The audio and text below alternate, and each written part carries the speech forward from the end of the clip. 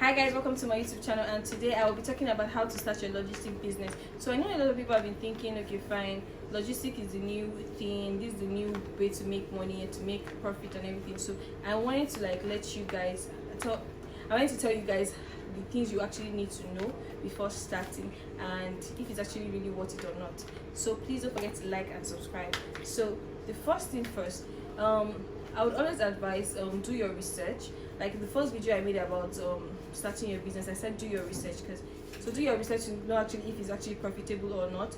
And when I mean do your research, find out if you whatever license or whatever registration, whatever process, or just basically whatever it is that you need to actually start your logistic business. And I actually have to say though, starting a logistic business is really complicated, because there are a lot of stuff. Like there's always something new coming in every day, and I'm talking actually from personal experience, because I have a logistic business and it has been like a roller coaster ride, because there's always a new paper coming out, there's always something coming out, there's always something happening. Like it's really stressful. So if you want to go into it, you should really know what it entails before you actually go into it.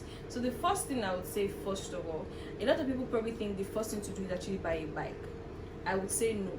The first thing to do is actually find out if you can get a good rider, because the rider is actually very essential in this business, because you can actually have your bike, you can actually have your papers, you can actually have everything, and if you don't have a good rider, your business is bound to fail, because the riders can be so difficult to deal with. We hear stories about riders eating delivery food, or riders not delivering items, or riders being rude, or riders running away with delivery. So I think it's best for you to actually find out if you can actually get a good rider. If possible, set everything in place. Know where you're getting your bike, know how you're doing your registration, know where you're getting a rider. Set everything in place before you actually go into it.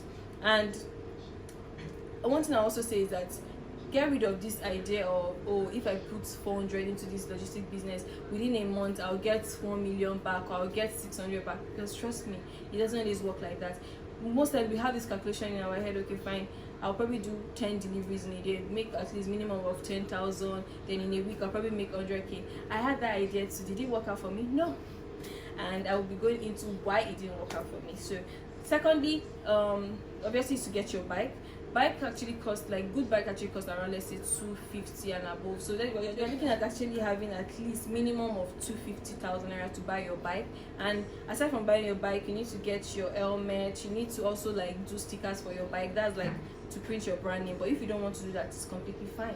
And you need to get some other stuff, like I said, your helmet, whatever else like accessory you probably need, like raincoat, chain for your bike. There's a long list of things actually. And then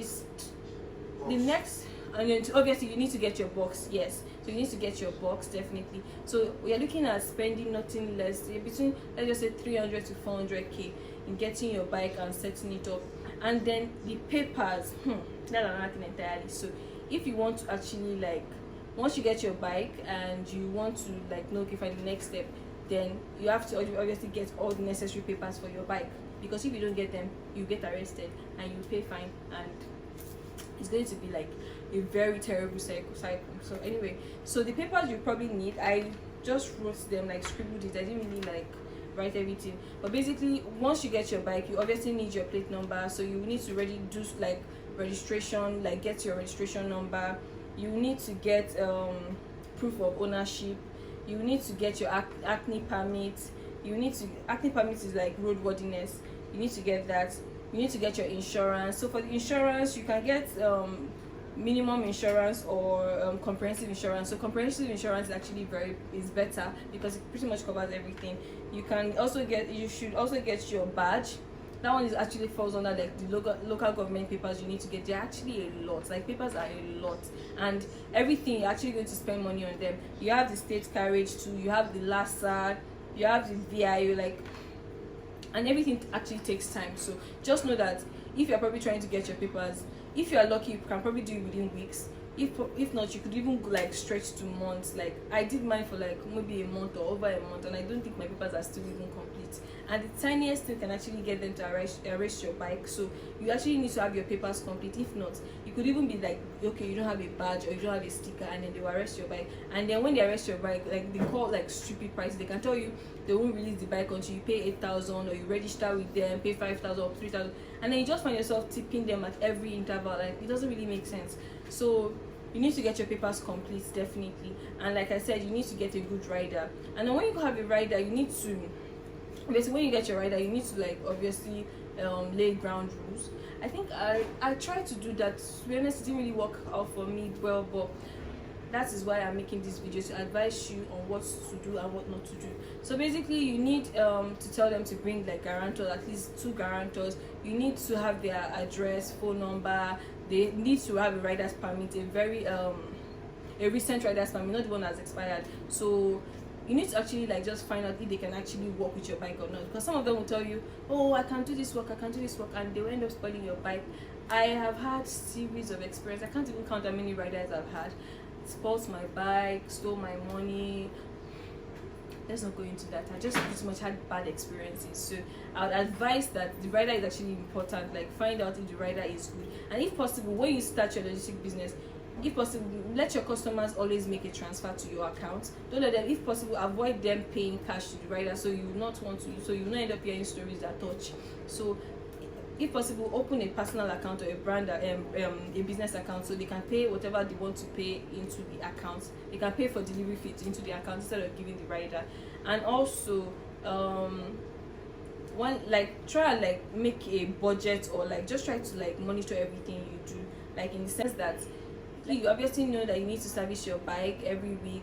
You need to like actually have a budget, because let's say, for instance, let me give you a very visible, or what should I say, realistic example. So let's say, for instance, if you actually have to do deliveries in a day, you probably have to like buy like a full tank for your bike, and that's like buying like 2,000 to 3,000 naira petrol. So you need to actually budget, how much am I going to spend on petrol in a week? How much am I going to spend on maintenance? Because if you don't maintain your bike regularly, like try to fix things like change the oil and everything, before you know it, you start having silly issues like the bike chain getting spoiled, something getting spoiled, engine knocking, and before you know it, you're spending money like constantly, and it's just leading to nowhere. Before you know it, your bike is completely gone. Because from my own personal experience now, I got my bike, the riders mishandled it. No matter how I tried to actually monitor them, they just messed it up, and eventually ended up crashing my bike completely. So you need to know that the rider you're getting is not going to be a reckless rider that is going to mess things up for you. So I had to even sell the bike and buy a new one, and it's pretty much the same circle. So that is, the rider is very, very, very important, because it's really the rider that actually knows. If the rider is a good rider, definitely the rider will know how to take care of the bike properly. The rider will not be mischievous and everything. So getting a good rider is very, very important. And what else do I want to say? If you ask me, the business is actually very, very tricky to go into. It's not something I would necessarily advise anybody, because if you decide, okay, fine, I want to, trust me, like there are a lot of vendors, there are a lot of businesses, personal people that actually, personal interest, that people want to obviously send stuff out and have them delivered. So logistic business naturally is a lucrative business, and a lot of people are going into it. But is it really worth it? Because so many things that could come up. Even the government is actually not making it so easy nowadays. They always, like, there's so many new policies, new papers coming out every day. So it's like really, really stressful to actually like go into this business, because something can actually come up any day, anytime, and then before you know it, you're out of business. Like, look at all this, what happened to all these cab hailing services, or should I say bike hailing services. So you need to actually sit down and think about it if you really want to go into this business, because there are a lot of risks. Like, the risk in this business is like a lot, basically, and I'm not going to lie to you, it's like a lot. So you really need to figure out if you actually want to go into it or not. And in terms of profit, a lot of people always think, I had a conversation with a couple of friends the other day, and then one of my friends was actually giving this, if he had a logistic business, this is what he's going to do, this is what he's going to do, definitely going to make money, blah blah blah. It's easy to think that, it's easy to believe that, okay fine, these theories in your head actually going to like work out perfectly, but that's the thing, it's just theories.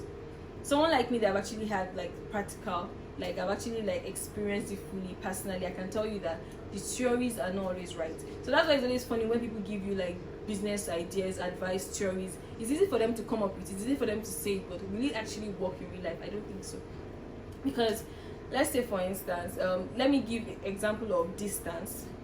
Another thing I would advise is, if you decide to go into a logistic business, you need to plan your routes, like your routes and everything. Like, just plan it and know, okay, fine, this is where I can go to, this is where I can go to. So if you are like, your office is based on the island now, it's advisable to take within your vicinity, or places that are close by, like places that are not so far, because if you decide to go to far places and everything, you can overwork your bike, and eventually your bike is going to get damaged. And this actually happened to me, because I'm based on the mainland, and I find myself going Aja to Isolo, Aja to Ipaja, Ikorodu to this, and before you know, my bike knocked. So I'm talking from personal experience. Like, don't try to like overwork your bike. Even this thing will even frustrate the rider, and the rider will just get fed up and be like, you know what, I'm not doing. Because you need to come up with a time. Okay, fine, this is the time you resume, like 7 a.m. to maybe 7 p.m. And obviously the rider has to understand that there's sometimes that you'd actually be out before that time, and you probably not, sorry, out after that time. Maybe you'll not come back on time. Let the rider understand, and that will basically come to an agreement with the rider. So it won't be like, oh madam, you didn't tell me this, or guy, you didn't tell me this. So actually have like a very expressive a very express agreement with them. So they can actually know, okay fine, this is what their job entails. They shouldn't go outside the scope, or outside the course of their job. And basically, yeah, that's it on that. So planning your routes is very, very important. Plan the places that you want to go to, and try not to like be greedy. I would say personally, I actually even like became greedy at one point. I just wanted to take like different orders, different distance, and it didn't work out well for me. I'm telling you, like, see, somebody's failure is another person's lesson. But I don't know how to explain this. Basically, I'm talking from some of the field experiences I had. So I'm giving you advice. So if possible, you avoid having those kind of issues. So basically, if you plan your routes properly, you will not have any problem. And try, like I said, when I say try not to be greedy, it's because sometimes, let's say for instance, you might not get orders, like let's say in the morning or afternoon, and somebody's calling you by, let's say, 4 a.m. 4 p.m. that come and deliver from Yaba to Lekki, or Yaba to Aja, and you're like, you know what, I need to make money. You send your rider there, that kind of stuff. Or maybe if your rider has even had like enough work for the day, you're still calling your rider at 5 a.m. and 5 p.m. and like, okay, go and deliver this thing in Aja, go and deliver this in Solo. You're going to overwork your bike, you're going to overwork your rider. It's really not worth it. And another thing is, know your target audience. You know that if you want to go into food, you're going to go into food. So look for food vendors. I already advise that, like I said, don't be greedy. If possible, just have one customer that has a lot of deliveries per day, compared to having one or two customers, different customers every day, because it will be so hard to please all of them. So better to come to an agreement, or come up with a plan. Maybe like, okay fine, they can pay every week, or they can pay every month, or they can pay before. Just create plans that can actually work for your customers, and actually make them interested in actually patronizing you. So that way, when you come up with a plan with them, you know, okay fine, this person, I will be delivering for this person like at least minimum of 5 deliveries per day. That way you don't have to stress about patronizing and getting orders from other people. You know, okay fine, this customer is definitely going to give me stuff to deliver today, and then you come up with a price. And most of the time when you have customers there, they always want you to give them discounts. Come up with something that works for you, because I wouldn't say because you feel like you don't have work, you should now sell yourself short. Because some people will tell you, can give you 5 or 10 deliveries and tell you they pay only 500, and the locations and the distance is really, really far. Don't sell yourself short. So better still, look for, if possible, take that 1 or 2 deliveries that will definitely guarantee you get your money's worth. Let's say if somebody is saying somebody can tell you, let me give you an instance. A customer that will tell you, Ziza, come and take 5 deliveries all the way to Surulere, Mushi, and they will give you only 500, and the person giving like 6 or 7 items that you're making not up to like 5k, compared to a customer like maybe 2 or 3 customers that will call you, Ziza, come and deliver to Lekki, I'll pay you 1,500. Ziza, come and deliver to Ikeja, I'll pay you 1,000. You know that 3 trips will get you your 5k or more, compared to you doing 7 trips and getting less than 5k. So I would advise you go for the 3 trips instead of that 5 trips. And I know it sounds funny, but because at the end of the day, you're selling yourself short because you just feel like, oh, I need to just sell, I need to just do my, and then before you know it, people take advantage of you because advantage of you. So it's always good to like put a price. Don't it's how you put a price on yourself that people are actually going to like approach you. I don't really know how to explain this basically. Don't sell yourself short. Don't sell yourself short. So when I say plan your routes and know that, okay fine, this is where you want to deliver to. So have it like a planned route. Have don't set a budget to yourself so you don't stress yourself, because let me tell you something, like you might not make up to 10,000 in a week. There's sometimes that things might be bad like that, you might not make up to 10,000 in a week. So don't put pressure on yourself, telling yourself, oh, I need to make 10,000 every day. If anything, just try and set small goals. Okay fine, this today let me make at least 3,000, today let me make at least 5,000. Because another thing is that this thing doesn't really work the way you think it works. Because if in a week you probably make, like, let's say on a good day 30 to 50k, you're probably also spending like 10k to 20k on petrol, and you're probably spending a little money on you're also spending on maintenance. So it's really tricky to actually put a particular price, and you just know that you're trying to work towards a certain goal, but they don't put pressure on yourself or feel bad if you don't actually attain that goal, because it's not that easy. Trust me, it's actually not easy. And when I say, okay fine, know who you want to work with, know if it's food you want to work with. And let me tell you something, food delivery is actually very tricky, because with food you need to deliver it on time. Once you pick it up, you need to deliver it on time. You need to deliver it like completely safe, because we have instances where the rider will say somebody eats my bike, the food fell, something happened, and you would actually be liable to actually pay for the food. So if possible, create some kind of agreement with the customer that if I'm picking up this food for you, if something happens to it, I will not be liable. Or if in event something happens to it, we're going to split the responsibility. So that way you know that you will not find yourself in any sticky situation. I've had instances where I had one very funny instance, to be honest. I told the lady I wasn't going to help her deliver cake, and then she insisted and told me that she don't worry, I should deliver it, nothing will happen to it. The bike had an accident, and the cake, I just say, did not end well. So so I would advise, if possible, avoid food deliveries if you know you don't have the ability to actually run it. But if you can, just put in place certain measures to ensure that you're going to definitely deliver the food on time. And like I said, don't put pressure on yourself. There's some people that will tell you that, pick up this item for me, you need to deliver it by this time. If you know you cannot work with that time, or so many things actually come, like so many unforeseen circumstances, you can plan your day and think everything is going to go smoothly and you're going to be done with your deliveries by 2 p.m. and before you know it, your rider is passing, somebody's arresting him for no reason, and he's spending more than 2 hours there, and then you can't meet up with time. So me personally, what I do is I try to avoid any delivery that has a time frame. So if somebody tells me, Ziza, you have to pick up this thing by 7 and deliver it by 10, if I can't do it, if I know that I have like 1 or 2 other deliveries to do, and I know stuff's gonna actually come up, I will just tell you, please, I'm sorry, I cannot do it. Because that way you actually avoid going through any unnecessary stress. Because if you take that delivery and you fail to deliver, either you have to refund, or you're going to have issues with the person, and you really don't want it to. So try as much as possible to actually avoid situations like that. So if possible, just do within your limits. Do within your limits in terms that if you want to just be delivering stuff that are not food. I know a lot of delivery companies that deliver stuff that are actually not food. They don't take food deliveries at all. There are some companies that they actually take food deliveries. So it really depends on what you want to do. Anyway guys, so that's pretty much it on how to start your logistic business, and I hope you've learned 1 or 2 things. So please don't forget to like and subscribe, and I will see you next time.